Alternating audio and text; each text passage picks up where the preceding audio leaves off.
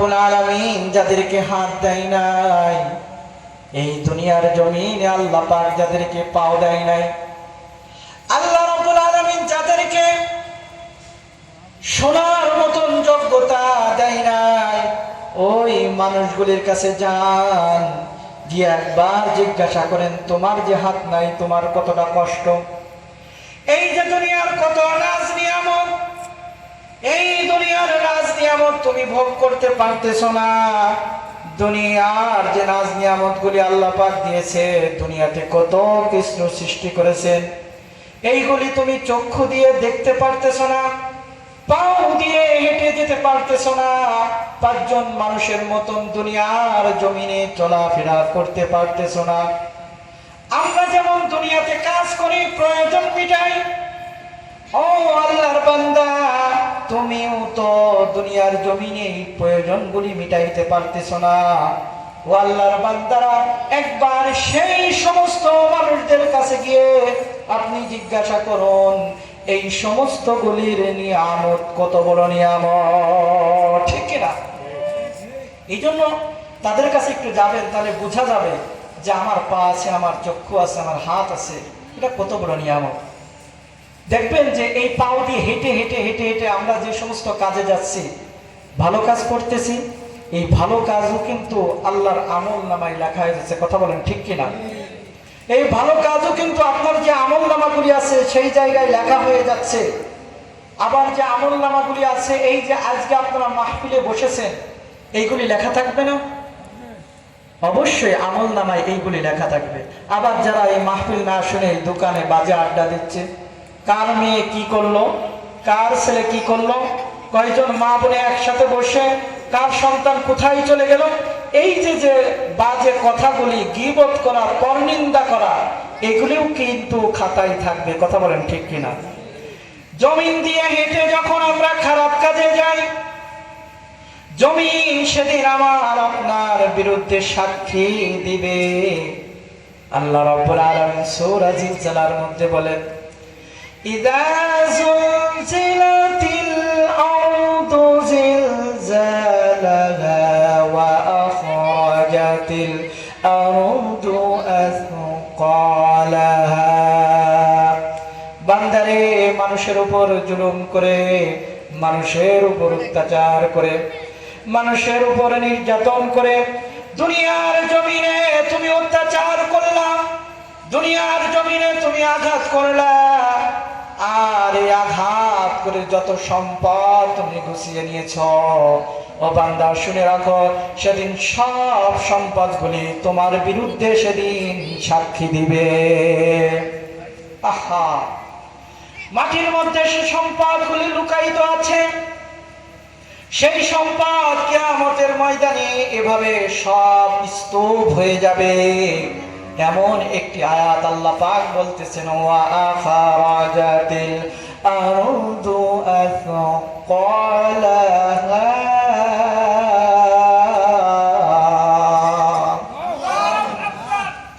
আল্লাহ রাব্বুল আলামিন বলেন, জুলুম করে, অত্যাচার করে, তোমার ক্ষমতা আছে, তুমি পাড়া প্রতিবেশীর কাছ থেকে জুলুম করে, অত্যাচার করে, জোর খাটিয়ে 1 বিঘে সম্পদ তুমি বেশি নিয়ে নিলে, জুলুম করে তুমি তার জমিটা নিয়ে নিলে। আজ তোমার ক্ষমতা আছে, কিন্তু এই ক্ষমতা চিরকাল ক্ষমতা নয়, এই ক্ষমতা একদিন শেষ হয়ে যাবে। আমরা দেখতে পেরেছি 17 বছরের ক্ষমতাও কিন্তু চলে গিয়েছে, কথা বলেন ঠিক কিনা? যারা মনে করেছিল এই যে চেয়ার পেয়েছি, এই চেয়ার মনে আর কোনোদিন যাবে না, আমি এই দুনিয়াতে থাকা অবস্থায় যত কিছু পারি আমার লোক দিয়ে, আমার আওতাভুক্ত মানুষ দিয়ে আমি সব কিছু করব, দুনিয়ার জমিনে আলেমদের উপর অত্যাচার করব, নির্যাতন করব। যদি আলেমরা সচ্চা কথা বলে, আমার বিরুদ্ধে কোনো কথা বলে, ওই আলেমদেরকে নিয়ে কারাগারে বন্দি করে রাখবো, আয়নার ঘরের মধ্যে রাখবো। কিন্তু দেখা গেছে আল্লামা মামুনুল হককে হাজার নির্যাতন করার পরেও 1 বিন্দু পরিমাণ কোরআনুল কারীম থেকে আল্লামা মামুনুল হক সরে যায় নাই, কথা বলেন ঠিক কিনা? ওই আল্লামা মামুনুল হক এখনো দুনিয়ার জমিনে আছে। আল্লামা মামুনুল হক এখনো বাংলার জমিনে আছে, যারা কিনা তার উপর অত্যাচার করেছিল, জুলুম করেছিল, নির্যাতন করেছিল হকের কথা বলার কারণে। হুইল চেয়ারে পর্যন্ত বসিয়ে দেওয়া হয়েছিল এই মানুষটাকে। এখন আল্লাহ পাক এত সম্মান তাকে দান করেছে, এখন এই ব্যক্তিটা এমপি হওয়ার মতন অবস্থায় হয়ে গেছে। কথা বলেন ঠিক কিনা? তাহলে সম্মান দেওয়া মালিক কে? জোরে বলেন না কে? নেওয়ার মালিক কে? আল্লাহ রাব্বুল আলামিন বলেন, ওয়া তুইজ্জু মান তাশাউ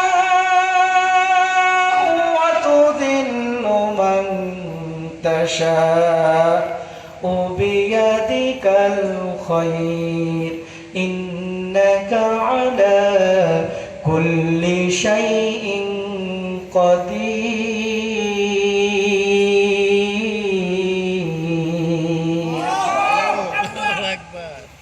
আমি আল্লাহ রাব্বুল আলামিন সম্মান দান করি, আমি আল্লাহ রাব্বুল আলামিন আবার ওই সম্মানটা ছিনিয়ে নিই। আমি আল্লাহ রাব্বুল আলামিন ক্ষমতা দান করি, আবার আল্লাহ রাব্বুল আলামিন এই ক্ষমতার থেকে তাদেরকে সরিয়ে নেন। কথা বলেন ঠিক কিনা? যারা এই চেয়ার পেয়েছে, এই চেয়ার মনে করে যে এই চেয়ারে একবার উঠেছি, এই চেয়ার আর কোনোদিন এই চেয়ার থেকে সরব না। কিন্তু আল্লাহ পাকের হুকুম যখন হয়ে যাবে, আল্লাহ পাকের হুকুম যখন চলে আসবে, 5 বছর হোক বা 10 বছর হোক, 17 বছর পরেও এই চেয়ার ছেড়ে পালিয়ে যেতে হবে। কথা বলেন ঠিক কিনা? এই জন্য আলেম ওলামাদের সম্মান ইজ্জত দান করেছেন কে? তাদের সম্মান দিয়েছেন কে? কিসের কারণে? কোরআনের কারণে। এই কোরআন যার সাথে লাগবে তারই সম্মান বাড়িয়ে দিবে কে? দেখেন এই যে কোরআন, এই কোরআনের যদি একটা গিলাফ লাগানো হয় সাধারণ একটা কাপড় দিয়ে, কি দিয়ে? কাপড় দিয়ে আমরা গ্লাভ তৈরি করি না উপরে সুন্দর করে রাখার জন্য? তাহলে এটা তো একটা কাপড়, এটা তো কোনো সময় নিচে পড়ে থাকে, পাত তলে থাকে, কত জায়গায় থাকে। কিন্তু এই কাপড়টা যখন কোরআনের সাথে লেগে থাকে, এই সম্মানটা ওই কাপড়ের বাড়ি দেয় কে? কাপড়টা। ওই কাপড়টাকে আপনি নিচেই ফেলবেন, যেটা কোরআনের সাথে লেগে থাকে ওটা নিচেই ফেলে কেউ? আবার পড়ে গেলেও এটা কিন্তু চুমো খায় উঠিয়ে। আবার দেখেন একটা কাঠ, সাধারণ একটা কাঠ, যে কাঠটা পায়ের তলেও থাকে, নিচে পড়ে থাকে। আবার যখন কোরআনুল কারীমের রেহেল বানানো হয় কাঠটা দিয়ে, ওই কাঠেরও সম্মান বাড়িয়ে দেয় কে? ওই কাঠটা কি কেউ লাথি মারে? ওই রেহেলটা কেউ লাথি মারে? এই যে দেখেন, এই যে এইটার কথাই বলি, এই টুলে অনেক সময় মানুষ বসতেছে, পালাচ্ছে, দাঁড়াচ্ছে, কিন্তু যখন এটার উপর কোরআন আছে, আমি কিন্তু এই পাটা নিচেই রাখছি, এটা কিন্তু পা লাগাচ্ছি না। কারণ আছে কি? এখানে কোরআন আছে।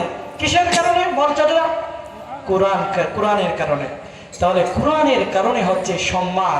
এই কোরআন যাদের দিলের মধ্যে থাকবে তাদের সম্মানও বাড়িয়ে দিবেন কে? আল্লাহ। এই জন্য কোরআনওয়ালাদের মহব্বত করতে হবে।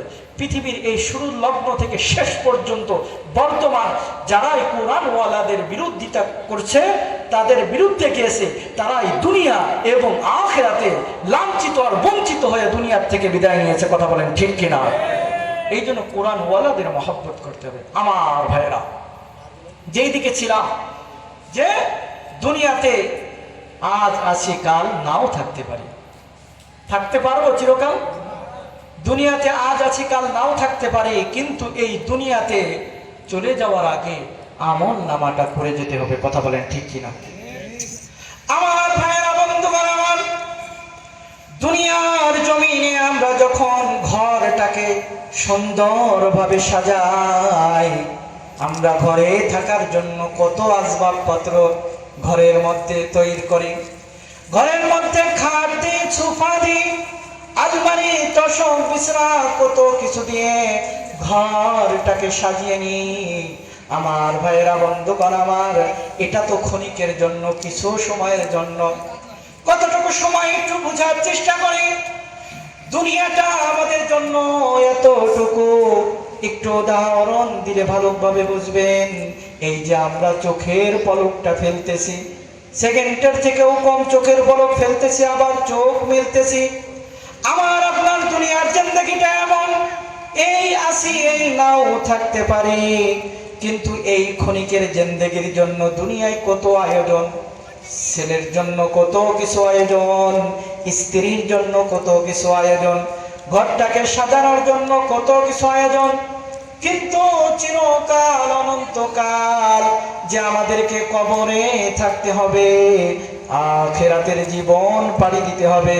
ও আমার মুসলমান, ও নিত্যানন্দপুরীর মুসলমান, ও নিত্যানন্দপুরীর মা, একটু খেয়াল করে শুনি, এই আখিরাতের জন্য আমার আপনার কতটুকু প্রস্তুতি রয়েছে, কতটুকু প্রস্তুতি নিয়েছে। অথচ আল্লাহ পাক কোরআনে বলতেছেন, ইয়া আইয়ুহাল্লাযীনা আমানুত্তাকুল্লাহ ওয়াল তানজুর নাফসুম মা কদ্দামাত লিগাদ ওয়াত্তাকুল্লাহ ইন্নাল্লাহা খাবীরুম বিমা তা'মালুন। আল্লাহ রাব্বুল আলামিন বলেন, ইয়া আইয়ুহাল্লাযীনা আমানুত্তাকুল্লাহা ওয়াল তানজুর নাফসুম মা قدمت لغد واتقوا الله إن الله خبير بما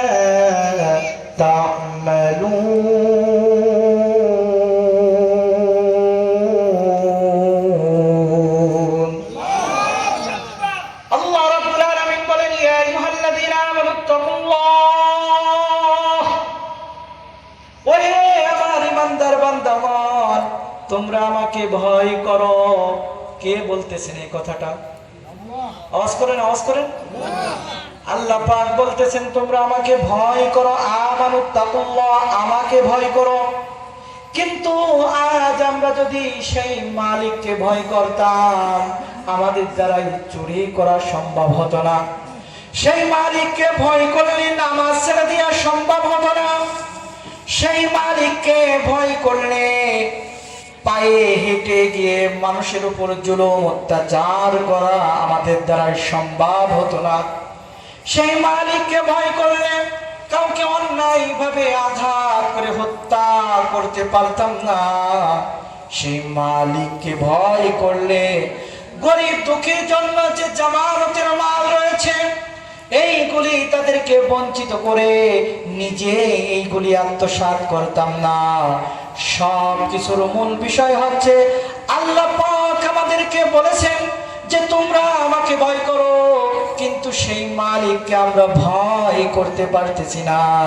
ও মুসলমান মুমিনগণ, আজ আমরা যদি সেই মালিককে ভয় করতাম, ভয় করে যদি দুনিয়ার জমিনে চলতাম, তাহলে কখনো এই নামাজ আমার আপনার জন্য সারা সম্ভব হতো না। কথা বলেন ঠিক কিনা? এরপর আল্লাহ পাক কি বলতেছেন? আমানুত্তাকুল্লাহ ওয়াল তানজুর নাফসুম মা কদ্দামাত লিগাদ। তোমাদের চিন্তা করা উচিত, ভাবা উচিত। কি করা উচিত? চিন্তা করা উচিত, ভাবা উচিত যে তোমরা আগামী কালকের জন্য কি সঞ্চয় করছো, আগামীকালের জন্য কি সঞ্চয় করছে। একটু উদাহরণ দিই আমার প্রিয় বাবাজিরা, একটু শুনি। যে এখন রাত হয়ে গেছে, সকালে আমরা কি খাবো এই চিন্তা আমাদের আছে না নাই? একটু জোরে বলেন, আছে না নাই? এখন আমরা খেয়ে ঘুমিয়ে পড়তেছি, চিন্তা আছে যে সকালে আমার আহার আছে কিনা, আমার খাবার প্রস্তুত আছে কিনা, এই চিন্তা কিন্তু আমাদের মাথায় আছে।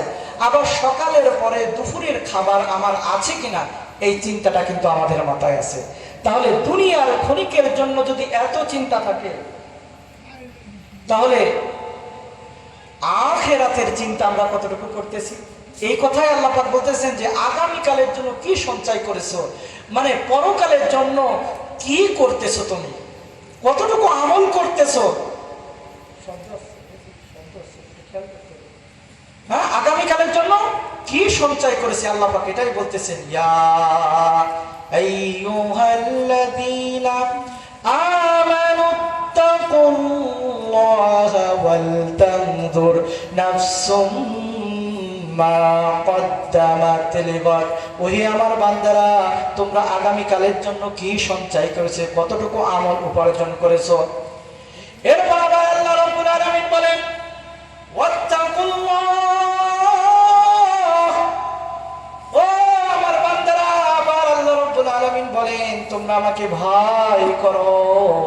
শুরুতে একবার বললো যে আমাকে ভয় করো, আগামীকালের জন্য কি সঞ্চয় করছো, পরবর্তীর জন্য কি গুছাইছো, এরপর আবার বলতেছেন আমাকে ভয় করো।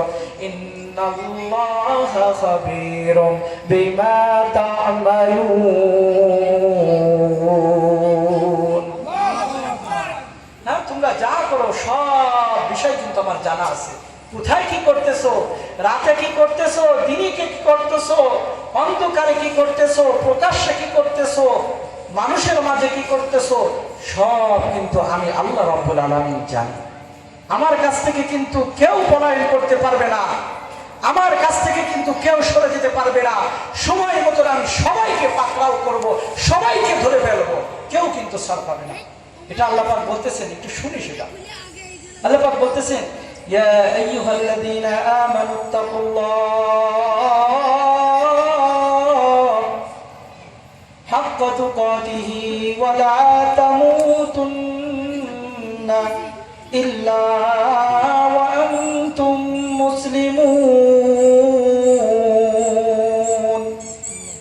আল্লাহ রাব্বুল আলামিন বলেন, ইয়া আইয়ুহাল্লাযীনা আমানুত্তাকুল্লাহ, ওহে আমার ইমানদার বান্দাগণ, তোমরা আমাকে ভয় করো। হাক্কা তুকাতিহি,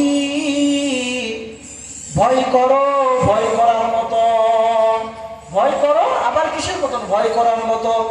ওয়ালা তামুতুন্না ইল্লা ওয়া আনতুম মুসলিমুন।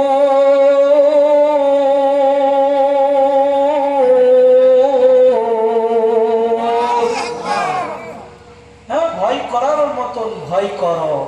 ওয়ালা তামুতুন্না ইল্লা ওয়া আনতুম মুসলিমুন, এবং প্রকৃত মুমিন না হয়ে, প্রকৃত মুসলমান না হয়ে তোমরা মৃত্যুবরণ করো না। তাহলে বোঝা যাচ্ছে, প্রকৃত মুসলমান না হয়ে, মুমিন না হয়ে যদি মৃত্যুবরণ করি, আমাদের জন্য কবরের শাস্তি আছে না নাই? একটু জোরে বলে, আছে না নাই? আল্লাহ রাসূল সাল্লাল্লাহু আলাইহি ওয়াসাল্লাম কি বলতেছেন এখন একটু শুনে নিন। একবার রাসূল করিম সাল্লাল্লাহু আলাইহি ওয়াসাল্লামকে মালাকুল মাউত বলতেছেন যে, ইয়া রাসূলুল্লাহ, ইয়া হাবিবাল্লাহ,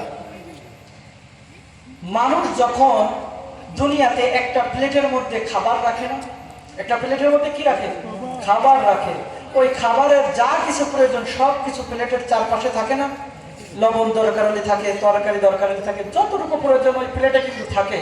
তা মালাকুল মাউত নবীকে বলতেছে, ইয়া রাসূলুল্লাহ, ইয়া হাবিবাল্লাহ, আমার জন্য যেমন একটা